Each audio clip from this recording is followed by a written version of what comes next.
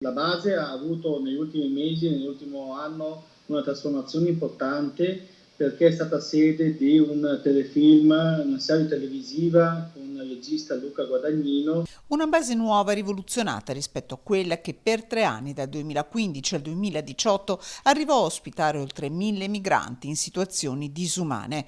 La serie TV girata da Luca Guadagnino le ha regalato una nuova vita. Ristrutturati gli spazi interni ed esterni, ecco che San Siro diventa il luogo ideale per ospitare centri estivi per bambini e ragazzi ai tempi del coronavirus.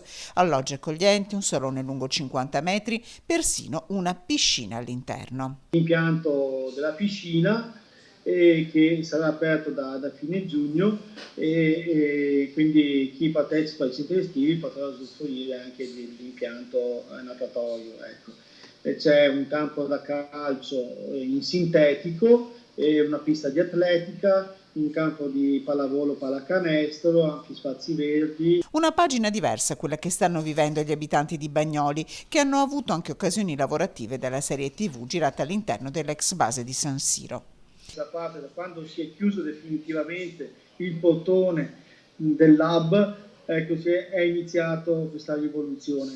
Ma io non, guardi, quello che ci tengo a precisare è che